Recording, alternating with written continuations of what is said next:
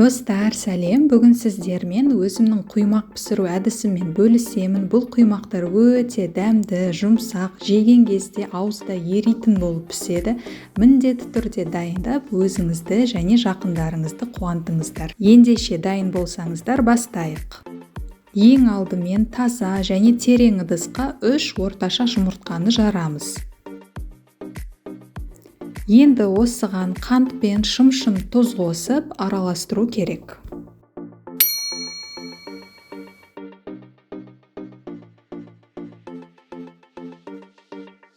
Араластырып болғаннан кейін 2 стақан сүт және сұйық май құйып, барлығын тағы бір араластырып аламыз. Ал қазір алдын ала еленген ұнды аз-аз мөлшерден қосып араластырып тұрамыз.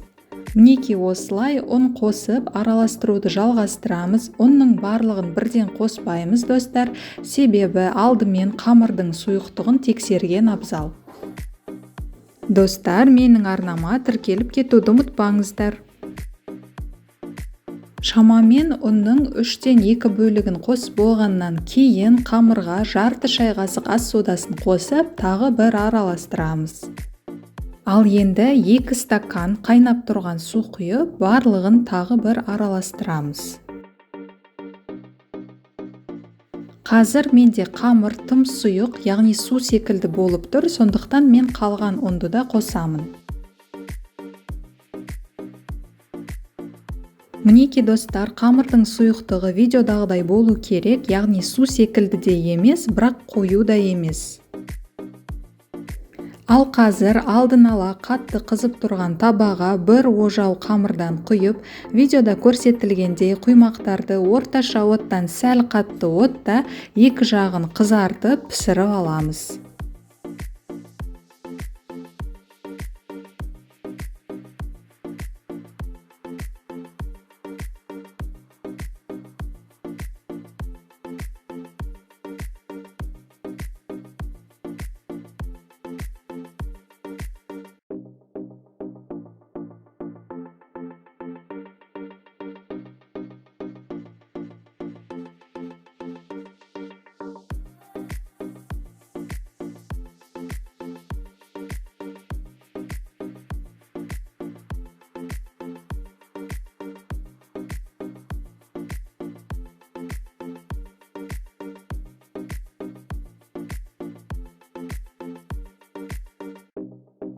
Дайын болған құймақтың бетіне сары май жағып шықсаңыздар, одан әрі дәмді және жұмсақ болады. Құймақтарды суытпай, ыстық кезінде әдемі шаймен ішуді кеңес беремін. Оңай, қолжетімді және дәмді рецепт үшін лайктарыңызды аямаңыздар, достар. Видеоны қарағандарыңыз үшін сіздерге үлкен рахмет. Келесі кездескенше аман сау болайық.